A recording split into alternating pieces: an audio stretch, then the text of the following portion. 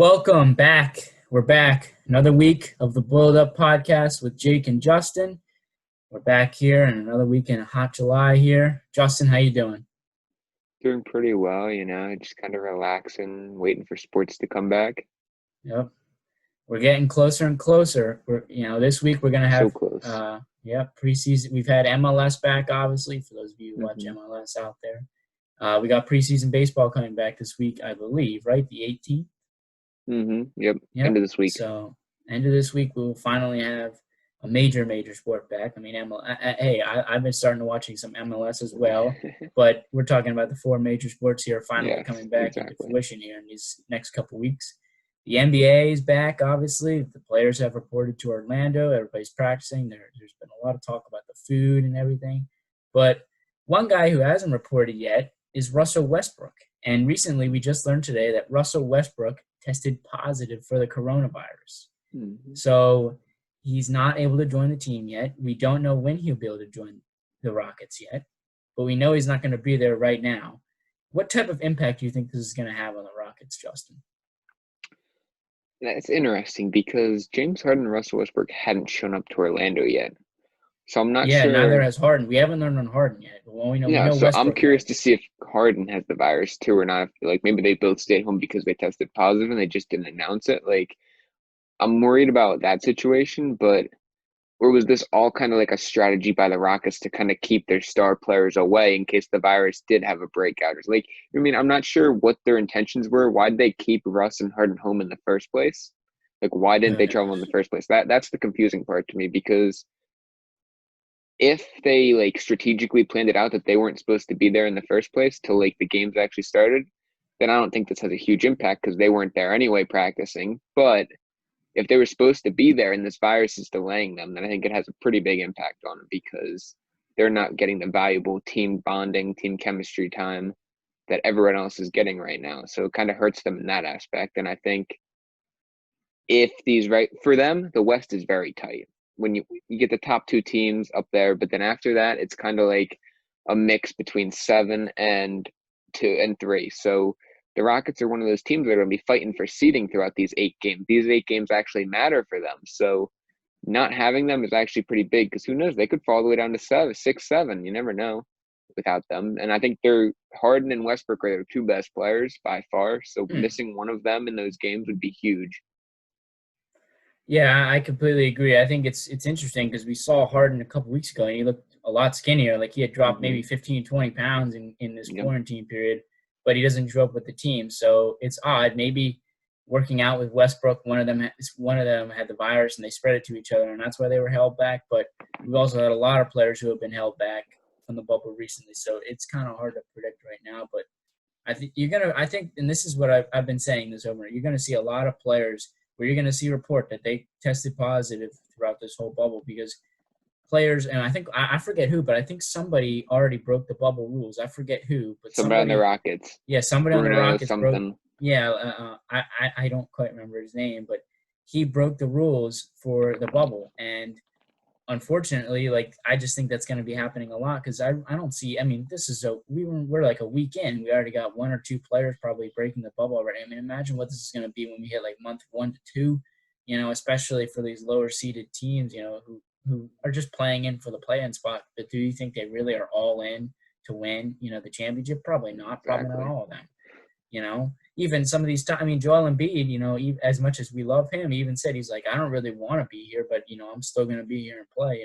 There's not a lot of enthusiasm from these players to be here. So it's going to be interesting to see who can keep their head straight and not make a mistake, because one guy making a mistake could actually ruin it for pretty much everybody if it spreads like wildfire. So it's scary to see already players spreading it and breaking out of quarantine. I just really hope these guys can keep everything contracted in the inside and just wait it out, give us the rest of this NBA season we deserve, and then get out of the bubble and do your thing. But we'll see.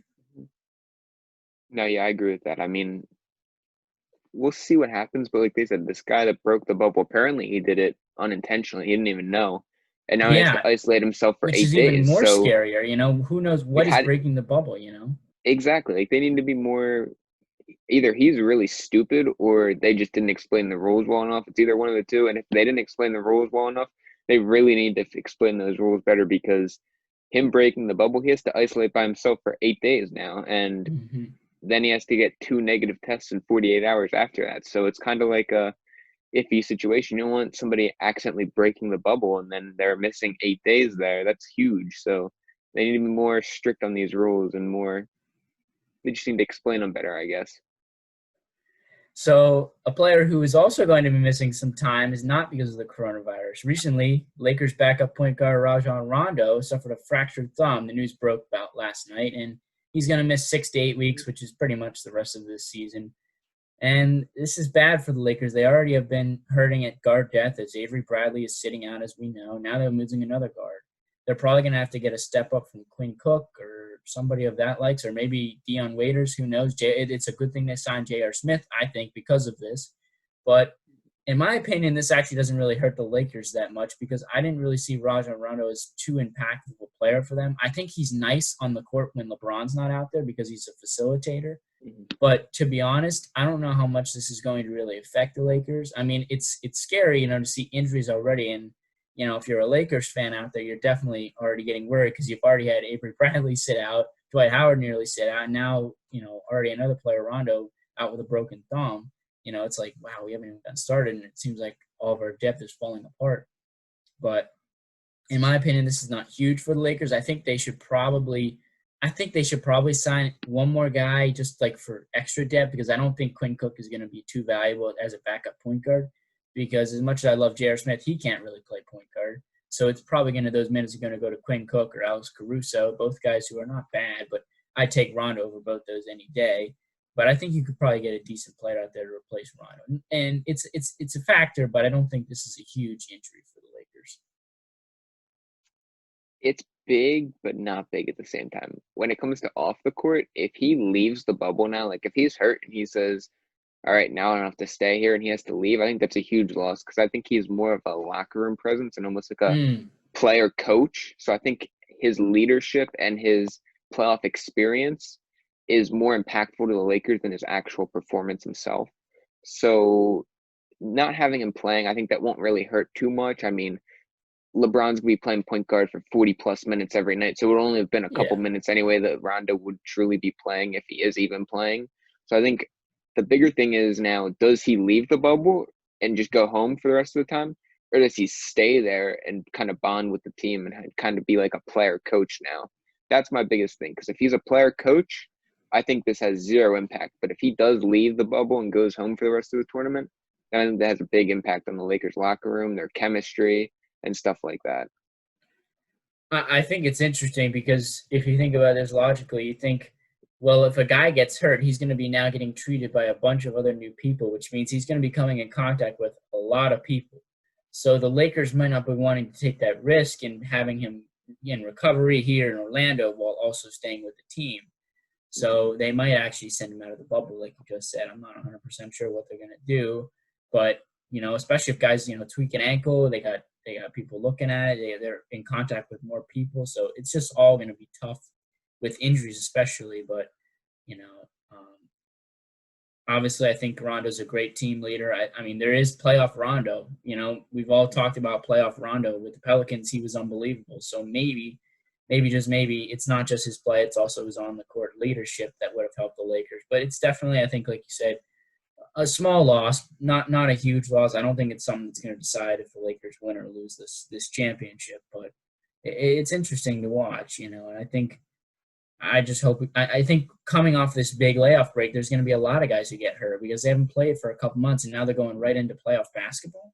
Like, that's crazy, It's going to be interesting to see the guys who are injury susceptible, especially like our guy, Joel Embiid. And this is going to lead right into our next topic here about our Philadelphia 76ers. But, a guy like Joel Embiid, Ben Simmons, who have been a little bit banged up this season now, just coming back right into playoff basketball, it's a little bit scary, as a Sixers fan. And I'm definitely a little bit concerned. But moving into our next topic here, obviously this is our first real topic of the day. You're kind of just catching you guys up with the news here to start. But recently, obviously, we know that the Sixers are going to be in this playoff hunt. We're big Sixers fans here. We're both outside Philadelphia. So, and one of the big things about the season is how disappointing our Sixers have been. We've really underachieved, 6th seed in the East, but there is light at the end of the tunnel. We are fully healthy coming out of this break. Joel Embiid, Ben Simmons, fully healthy. Everybody is back, ready to go. Al Horford's coming off the bench. So this raised the question by a lot of people recently. Who do you think would be more important for the Sixers title run this season? Would it be Ben Simmons or would it be Joel Embiid? That's interesting. I almost think it's neither of them. I think it's Tobias Harris because Harris. late in the stretch, Ben Simmons isn't taking the jump shot. They're going to be crowding the post with Embiid down low. Who's that guy late in the game that's going to go get you a bucket? And it's going to have to be Tobias Harris. You don't have Jimmy Butler anymore. That was the one thing that Jimmy Butler actually was very good at for us last year. He was our best player in the playoffs. At the end of the game, you give him the ball last fourth quarter, and he will go score and he'll play high-intensity defense. So now, see, Simmons is good, but he's not scoring the last bucket. And Embiid can, but, a big man doesn't do that. You need the wing, just like Jimmy Butler did. So I have to say it's Tobias Harris, but out of those two, it's tough because they're both very valuable. I mean, Embiid's got to be the guy that can dominate and get you 22 and 14 at least every night and play very good on the defensive end and offensive end. Meanwhile, you get Simmons. Is Simmons going to shoot jump shots now? I mean, we get empty gym Ben Simmons here. So we've seen what he can do in warm-ups. You never know. Maybe he's going to go like Hoodie Mello with no fans in the arena there, and maybe he'll start shooting jump shots and making them. So if he starts doing that, Ben Simmons is easily more important. But right now, I think it's Joel Embiid because we saw what happened last year in that Toronto game, Game 7 against the Raptors. You have Embiid, where they're +10 with Embiid on the court. He sits out 2 minutes, and they were -12 in those 2 minutes when Embiid wasn't out there. So it has to be Embiid. Now they have a backup center role, so I think just Embiid's impact was so good last season and especially in the playoffs that we'll see how he does this year. If he can put up those same numbers, I think he's very important for that Sixers run because they were +10 with him. And when Ben Simmons and other guys were out in the court, they were -12 in those 2 minutes. So I think it's just going to be Embiid's dominance. Another thing is Horford because, like I said, those 2 minutes, the Sixers got outplayed a lot when Embiid sat for those 2 minutes in Game 7. So if Horford can provide a little more just better play than Greg Monroe did last year. That's a big upside for the Sixers. So I think it's almost Johnson on his phone. Yes, exactly. So I think it's more so the surrounding pieces than actually Ben Simmons or Embiid because a guy like Horford and a guy like Tobias Harris are going to be the two big keys to this run that the Sixers may end up making here. But I think we know what we're getting from Ben. We know what we're getting from Embiid. We're getting 25 and 14 from Joel every night, and you're getting 16, 8, and 8 from Ben. So you know what you're getting there, but you don't know what you're getting from Tobias Harris. You don't know what you're getting from Al Horford. So I think it's going to be if those guys do step up, that they honestly may have the best roster in the Eastern Conference. If they do step up and play to their potential. We've seen it before. They've beaten all these teams. But if they don't show up, it's going to be tough. I think you make an interesting point there at the beginning. Obviously, you contracted back to the point that Joel Embiid is more important than Ben Simmons. And I completely agree. I'm on that board with Joel Embiid. First of all, he's the best center in the league. When he's on the floor, we are a top team in the NBA. We can beat anybody. That's pretty much what's been proven whenever Joel Embiid is on the floor. The Sixers have one of the best plus-minuses in the league when he's on the floor. The problem is him staying on the floor, and obviously he's had just injuries every year. Sometimes unlucky, and sometimes like last playoff he got sick. That's just bad luck. He got sick, and it really killed us, and it wasn't his fault. You can't say he was treating his body badly. Maybe he wasn't eating the right thing, but I feel like a food poisoning thing is kind of unlucky. You can't really. I agree with that. But I wanted to go back to what you were saying earlier about Tobias Harris. I think we kind of know what we're going to get out of Tobias Harris. I think Tobias Harris is kind of a consistent 15 to 18 point scorer. I mean, occasionally he can go off for 30, and maybe that's what you're saying. If he can get up to 30 in a game, he can really make a huge difference, and obviously that would be the case. But I think one of the more important players for the 76ers in this run is the bench. Guys like Shake Milton, guys like Matisse Thybulle, guys like, even to an extent Glenn Robinson III, Alec Burks, these guys that we all just brought in this season that have really kind of underperformed not necessarily Matisse because he's a rookie, but if we could get a little bit more out of Matisse and a little bit more out of Shake and maybe some 3-point shooting out of one of those guys, like maybe throughout this quarantine, a couple of them worked on their shot and were able to get, because I remember we got Alec Burks and Glenn Robinson, they were both 40% 3-point shooters. And then when they came to us, they dropped to like the 20s. And I was like, what is going on? I don't know if it was just the change in the system or if it was just maybe they were high in Golden State because, they had been playing with Golden State all season, and maybe it was just sort of luck. Sometimes guys luckily shoot their way to 40%, not shooting a lot of threes. Mm-hmm. But I was definitely expecting some 3-point shooting out of them because the main thing that my Sixers need is 3-point shooting. That's what we've been dying for all season, ever since we lost J.J. Redick last season. I mean, there was a time when we had J.J. Redick and Marco Bellinelli on the same roster, two of the better 3-point shooters in the league at that point. So I think if we can get somebody to just step up and hit some threes, score some points off the bench, because right now the Sixers are one of the worst offenses in the whole league in terms of scoring. So if any of those guys can come off the bench, because Ben Simmons is going to do good, and Joel Embiid's going to go off, it's going to be all these other guys like we're talking about that are going to determine if the Sixers can make any run at all in this bubble playoff. Actually, surprisingly, since the trade deadline, the Sixers had the second best offense in basketball. Meanwhile, they had the 23rd ranked defense. And before the trade deadline, it was the exact opposite. They were 20th ranked offense and second best defense. So somehow they switched. So I'll be curious to see how that kind of readjusts. But what would your starting five be for the Sixers if you're Brett Brown? Because they say they're going to move Al Horford back to the bench. And you mentioned these key guys are going to have to contribute off the bench. But which one of them is going to start if Horford's on the bench? I think this is what your starting lineup is for the Sixers. I think it's Shake Milton. I think it's Furkan Korkmaz. I think it's Ben Simmons. I think it's Joel Embiid, obviously, and then Tobias Harris. I think that's your starting five. See, I don't like that. I think you let Ben be the point guard again and keep. But Ben could play point guard. I do like where you have Jay Rich. I mean, you moved out Jay Rich and put Furkan in. That's what I agree with that. I would put Matisse at the 2, actually, and I would have Furkan at the 3, Tobias at the 4, and then I'd leave what's his name, or Embiid at the 5. That would be my starting 5, and then the bench would be kind of a rotation of you have Milton, Jay Rich, and then you get Burks, Robinson, and Horford as your kind of 5 off the bench there. If you need to go 5 as like a second unit, but that would be my 5. That would be my 5 and 5 off the bench. I mean, obviously we both have Horford on the bench because we know I think he's just a much better fit off the bench here. But I think him and Shake could do some damage off the bench together, especially in that pick and roll game too. I love Shake off the bench, but I also love Shake in the starting lineup. I think he's going to be good anywhere you put him. He's going to get points, and he's just a bucket getter. He kind of reminds me of Lou Will at a young age because he's got a great handle of the basketball. I mean, that's why they let's shake and bake Milton, obviously. And he can also shoot. He's not a bad shooter, and he can create his own shot. He's one of those rare guys in the league who can literally create his own shot without even needing anybody to set him up. So that's why I love Shake Milton. I think Shake Milton's going to be pretty special in a couple of years here. Not MVP type player, but, a guy like Lou Will who can come in and score 18 to 20 a game. We saw what he did against the Clippers in that one game, and I think that's worthy of a starting position. And Furkan Korkmaz, as much as a pretty relatively under average shooting guard in the NBA, can hit the 3 ball, and that's the one thing that we kind of need right now. He can get hot.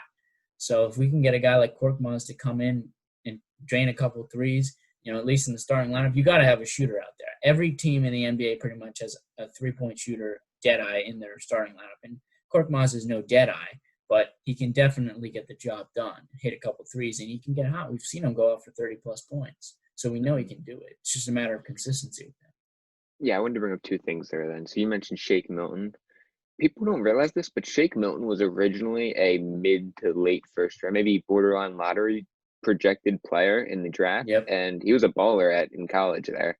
And he actually suffered an injury, and that's why he got drafted so late in the second round. He fell there. So he certainly is a talent that not many people know of because he did fall, but he certainly is very talented. So I agree with you there. And I like this little game that they had going between Furkan and Ben there.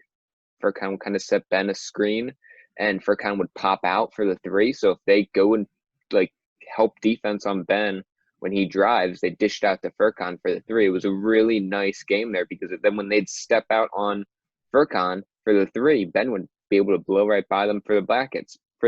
So I mean, that was really working for him. They were setting screens between Embiid and Ben there at two, so it's interesting to see how that will work if they do that again. Because I remember watching the Sixers Clippers game when it was at Wells Fargo Center. The Sixers dominated them, and they were running a lot of screens. Furkan and Ben, and Joel and Ben. Those were the two main ones. So I'll be interested to see how that works. That's why I think Furkan should certainly be in the starting lineup. Definitely. I wish it could be Matisse Thybulle because he's such a good defender, but he just doesn't have the 3-point shot quite yet, I think, in my opinion, to be in the starting lineup. Mm-hmm. But I think eventually he could. So I kind of can see where you're coming from. Yeah, and I think Brett can kind of ride the hot hand there. So whoever's playing well, whoever's shots falling, they could go to with Burks, maybe if his shots falling, Robinson if he's hot. Who knows? If Matisse is hitting threes and they're up in a game, his defense is certainly better than Furkan, so I would put him in over Furkan then. It was kind of a situational few minutes thing. Earlier in the season, in the fourth quarter. Situational. See how Brett does. All right, well, that's it for the NBA here. We're going to move on to the NFL, and we're going to stick here with another Philadelphia team here, the Eagles. So, and Justin and I, we've been kind of on this over the weekend. There's been a lot of conflicting reports, but we do have an inside reporter who tweeted out yesterday that the Eagles are going to be making a very big move this week. And it brought up two of the big names in the market right now, Jadeveon Clowney or Everson Griffin. So, Justin, what do you think will happen? Who do you think the Eagles are going to sign? The Eagles will sign Griffin over Clowney just because, and it has nothing to do with Clowney, but it's Griffin's fit. Griffin's a 32-year-old now. He's kind of on the older side, more so a guy that's looking to win another Super Bowl or get to another Super Bowl and hopefully win.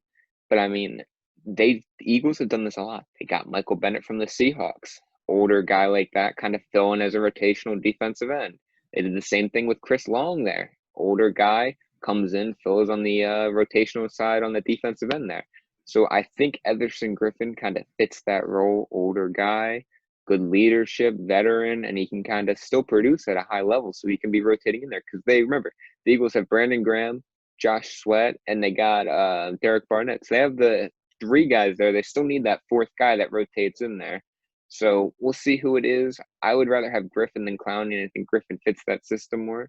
I think Clowney would be a guy you go after if you need more run defense because Jadeveon Clowney has been a huge run stopper, but I think the Eagles need more pass rush because they already have Hargrave and Cox up the middle there, so I think they're good on the run stopping side. I think they need more pass rush, and I think Griffin's a better pass rusher than Clowney is. I think saying he's a little bit better at pass rusher, a little bit bold. I think Clowney, obviously being younger, has a little bit of an advantage here, but I have some pretty interesting thing here that I want to say. So I've been on Twitter these last few days looking at this ever since I heard about this report about the Eagles. And I actually have a few sources who strongly believe that Jadeveon Clowney is on his way to the Philadelphia Eagles. There has been, obviously we know there's been interest, not necessarily between both teams, but we know that Clowney wants to go to a winning organization. We know that. He doesn't want to play for a team that's going to be losing games. And the Eagles have the cap space to sign him if they want to. And it's a good fit. I mean, obviously Philadelphia fans are not happy with Jadeveon Clowney right now because he knocked out Carson Wentz in that playoff game and cost the Eagles a chance at making a run in the playoffs right there on that play. But bringing him into that arsenal will be huge for the Eagles, and I think it's going to happen strongly. I think everything that I've been hearing is that there's only really two teams who Jadeveon Clowney might sign for, and I think one of them is the Eagles, and I believe the other one was either the Lions or I think it was the Eagles and the Lions. Yeah, those were the two teams that I've been hearing that Jadeveon Clowney was looking to sign on. And I don't understand how the Lions make any sense because they're not a winning team. So my head has to go that the Philadelphia Eagles have to be the location for Jadeveon Clowney. And I think this is the news that was hinted at by our source earlier this weekend. I think that the Philadelphia Eagles will be signing Jadeveon Clowney because in that noted tweet, he said it was a tweet that Eagles fans might not be too excited about. And I think a guy like Jadeveon Clowney would definitely be a guy that some Eagles fans would scratch their heads at. But it only makes sense that it would be him if it was going to be one of those two teams. And if it's going to be news that Eagles fans aren't entirely excited about. But trust me, I think Eagles fans will be really happy when they see this guy play.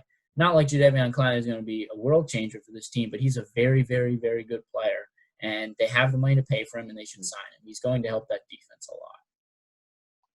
I agree with that, but I could see Clowney going. They were talking about the Cowboys as well for Clowney. I heard them. There's always the possibility he does return to the Seahawks there because they're also contenders. So I think those are more realistic options for Clowney than coming back to the Eagles or coming to the Eagles. I just don't see the fit necessarily because his game style doesn't really fit the Eagles. He's more of a run stopper. I mean, throughout his career, he's always been said to be a elite pass rusher, but he's really not when you go back and look at his stats. He's more of a run stopper. He's really good at making chunk plays like yards for loss behind scrimmage, not necessarily sacks, but stopping the run, for a negative yardage. He's always one of the tops in the league at that, which is a pretty big stat. That's a really big thing if you can get a guy like that on your team. But obviously people shouldn't be expecting this 10 plus sack per year guy because that's not really what he is. He can do that, but it's not like his main thing. So yeah, I mean, see, I would rather take the guy that's played 16 seasons in 16 games in 5 out of the last 6 seasons.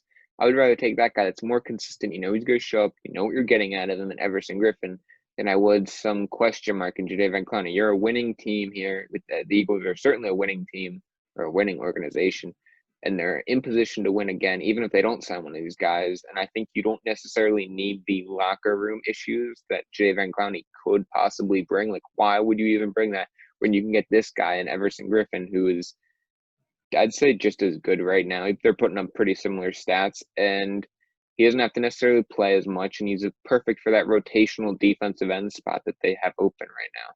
So I think he's more of a better fit for them, and I think Brandon Graham, Everson Griffin, Javion Hargrave, and Fletcher Cox would be probably the best defensive line in football.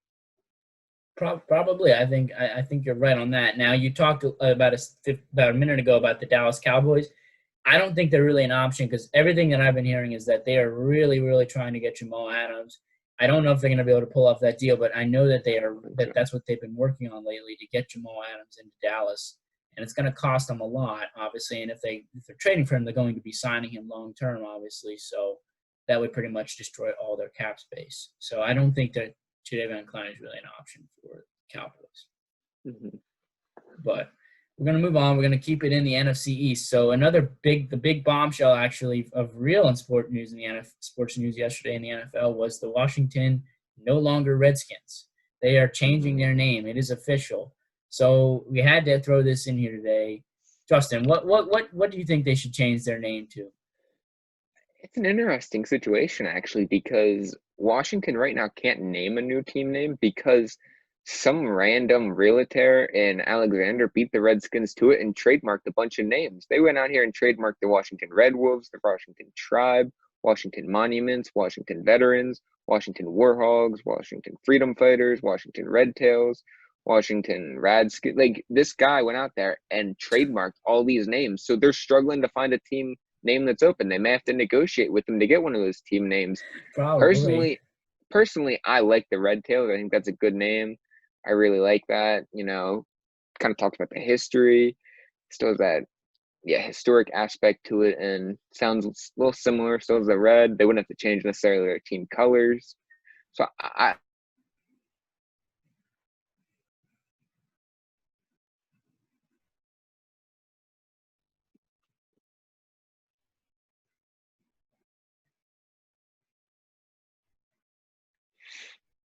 Can you hear me?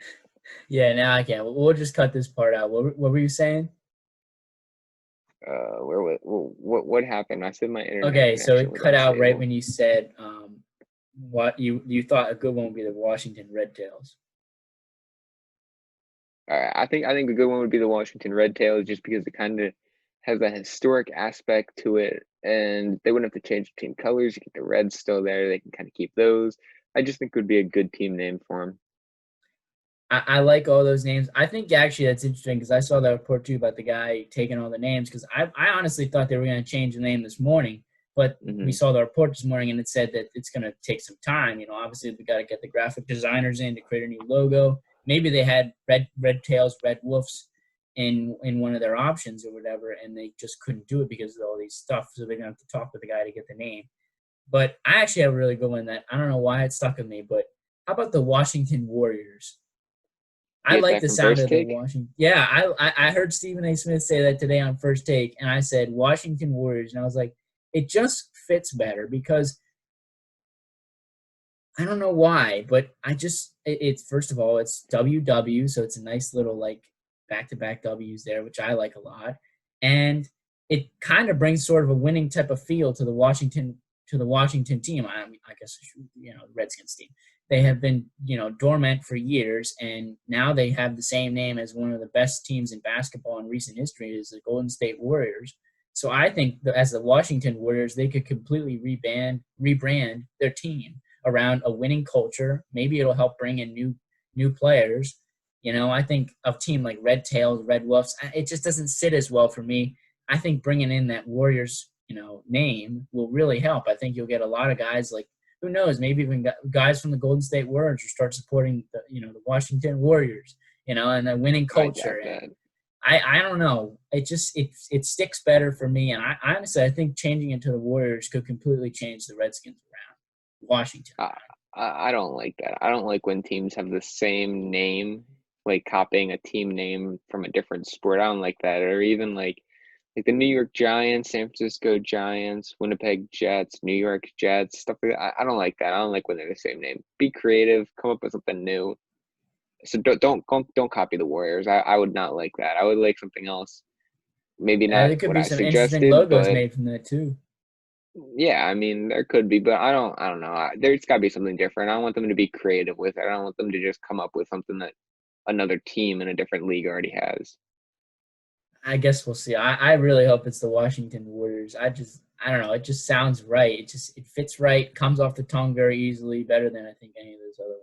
But we shall see. It's going to be probably at least a week or two until we figure out what the actual name is. But it's definitely going to spark interest in Washington. I think a lot. Obviously, it's going to help their sales. Obviously, because they're going to be selling a lot more jerseys and stuff with the new stuff. Because no one's. I mean, people will still wear Redskins gear, to Hmm. games. They're not Yeah. going to ban it, but I think it's going to be interesting to see what that does for their culture. And I think changing to the Warriors brings a winning mentality. Maybe it has the guys ready to, has more guys ready to go to Washington.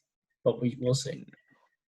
But so our last topic here today, we're going to keep it in the NFC East. So obviously we've got the extension deadline coming in for the NFL here. And as we all know, the guy who's just been put on the franchise tag, Dak Prescott, is still on that franchise tag. And the Cowboys have yet to make a full final decision on signing him to an extension this season or keeping him on the tag.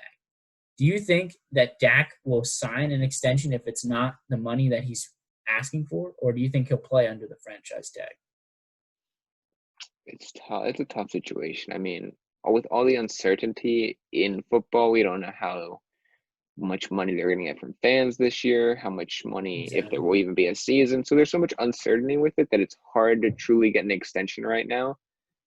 But I think the best option for both teams for the Dallas Cowboys, would be to sign an extension. I think you give him 100 million guaranteed right now, same as what Patrick Mahomes got. Give him the 4-year deal, 100 million guaranteed. Make it maybe 40 million per year, kind of meet in the middle.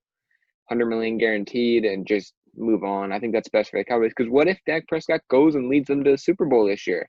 He's going to expect Patrick Mahomes' money, and he'll certainly get it out there in free agency if he were to hit free agency after. So I think the Cowboys need to get him to sign an extension. For Dak, I actually think it's smart to play under the franchise tag as long as he doesn't get hurt, and if he can have a successful year, things will turn out well for Dak. Uh, Obviously, this has been a really fluid situation. We've seen, obviously, this has been one of the number one topics in the NFL since the Super Bowl ended. And if I was Dak Prescott, I would play under the franchise tag because I think, like you just said, he could make a big run in this postseason, this season, obviously assuming we have a season and we have a Super Bowl. What if he makes a big run deep in the playoffs, wins MVP? Yeah, I mean, he definitely can do it. He has the best wide receiver and probably running back core in the NFL. He's got Zeke, Tony Pollard, both great running backs. Obviously, then you got CeeDee Lamb, Amari Cooper. Blake Jarwin, get Michael Gallup too. I mean, they are stacked on offense. They are absolutely stacked on offense. So everything has it in the making for him to go off. I mean, last year he went like 30 to touchdowns to 10 picks. Imagine if he just plays a little bit better this year and the Cowboys make the playoffs and make a run, maybe 36, 38 touchdowns, with the addition of CeeDee Lamb. That's a huge boost for him in his MVP odds. So he's definitely got a chance to win MVP. And if he can win MVP, automatically, I think then in that realm, he's in the possibility to get Mahomes money. I don't think he's going to make the $50 million per year, whether he wants to or not, but he could make 40 to 45 very easily. Whereas right now, I think at 31 million, that's where he belongs. He's won one playoff game in his NFL career. He's not worth the money he's asking for yet, and he can't get it obviously because the NFL is probably going to be heading towards a hard cap after this season because of all the stuff. But we'll see about that. But if I was the Cowboys, obviously I'd want to sign Dak now, like you just said, because you sign him to a good extension now, and if he overachieves, well, he's still stuck on that deal, and you can still get guys like Jamal Adams. You can still re-sign Amari Cooper, CeeDee Lamb in the future, Michael Gallup if you still want him. Although, to be honest, and this is another point I wanted to bring up about talking about trades and signings here, that Jamal Adams deal I've been hearing, Michael Gallup is a huge part of that deal. If there's going to be a deal with Jamal Adams, Michael Gallup is probably going to be involved. The Jets are really looking for offensive weapons for Sam Darnold. They're not going to get Cooper. They want Gallup because he's going to be on a better contract and easier to sign long term. So obviously, I think that wide receiver core could be a little bit diminished if they end up pulling off that Jamal Adams trade. But if they don't, you're going to have the best offense in the league by far, and there's really no excuse for Dak Prescott to not play well. So you want to play him now. You want to pay him now, get him the 30 to 35 million per year, which he won't agree to, sadly, because it seems like Dak's head is kind of out of the water right now in terms of where his value is. But I think there's two sides to that type of argument. We're talking about an extension or a franchise tag. But if I was a Dallas Cowboy fan, I would want him to sign him now, just so you can save money for your cap later, so doesn't destroy your cap for the years to come. Because that's what's going to happen with the Chiefs. They got they obviously they got the best quarterback in football, but in a couple years, who are they going to sign? If a couple of these guys leave, who are they going to extend? Travis Kelce's going to want big money. Yeah, but that's why that deal works out perfect. That deal was set up so he's getting a set amount each year. It's not going with the salary cap. He's getting the same amount throughout the whole entire contract. Throughout the next 12 years, he's making basically the same number each year. So it actually works out very well for them because he's getting to the point where the salary cap's going to keep rising up. And then there's going to be a new TV deal that's going to boost it even further. And then there will be a salary cap for them to sign new people. So it will actually work out well. That's why they said it's such a team-friendly deal, actually, that Patrick Mahomes signed there, because it will work out for them because they will have money to sign people. And at the same time, Mahomes got the guaranteed, I think it was $473 million ends up being guaranteed, assuming he doesn't get hurt or anything. So I think that was actually a team-friendly deal. And I think it's something that the Cowboys could kind of do with Dak. They just have to be willing to give the guaranteed money, which is kind of the issue there. The only problem is, yes, you can definitely sign like a couple more players, but I think the way we're seeing it, we're going to see guys like at their positions asking for enormous money. Not even like big time money, big time money. Jamal Adams, Gallup and Cooper, and obviously if we're talking about the Chiefs here, Kelce, Tyreek Hill, their new running back Clyde Edwards-Helaire, who's probably going to be very good. These guys are going to want big paydays. You cannot pay everybody, even though it's a little bit team friendly because of what's going to be the new salary cap with the new TV deal. I still think it's going to be really hard to keep all these pieces intact, and I would rather win a Super Bowl and be able to sign at every position than just have a couple really stud players who are signed big long term, and you can't win a Super Bowl because in the NFL is different than the NBA. You can't win with a couple guys. You need a whole team. You need those secondary guys. No, yeah, I can see that. It'll be interesting to see how they make it work, and I think Patrick Mahomes in the end could take some little pay cuts here and there to make a guy come there. Yeah, if he really wants Tom him to Brady come did there. that. He cut his deal. Yeah, Brady's done that. So I mean, we'll see how it works. I mean, I'm sure at some point there will be renegotiations going on between Mahomes and the Chiefs. But I mean, as in terms of Dallas and Dak, I think they're kind of opposites. The Cowboys certainly want that extension done, but if I'm Dak, I'm playing under the franchise tag. Because in reality, if we think about it, these guys are making way more off the field, off the court than they really are on. So that's Mhm. what sort of troubles me sometimes about these big deals. But that's all I have to say on that. Yep. I agree with that. Well, that's going to conclude this week's episode of the Boiled Up Podcast. I think next week we're going to have a lot of good stuff to talk about. We're going to be able to talk about the MLB preseason. Those first couple games are going to be done, so that's going to be really interesting to talk about. And we're going to be in the NBA soon here, so it's getting closer and closer. Every week we're inching closer and closer to full sports year-round. No more hypothetical topics, more real stuff, which is going to be Yeah, just awesome for us about to talk about. time. Not even just on this podcast, but just in life in general. It feels like it's been Hmm. forever, Yes, it And has. obviously more stuff to bet on if you like sports betting. So I know Hmm. Justin and I do here. So if you like that, there's going to be a lot more action for you. But hey, make sure you watch us on YouTube, subscribe to our channel. If you've got podcasts and you like to listen to it and don't like to see our faces, watch it on Spotify or Apple Podcasts or Anchor or whatever. But we're everywhere. We're pretty much everywhere. So we're out. That was another good episode. Have a good day, everybody.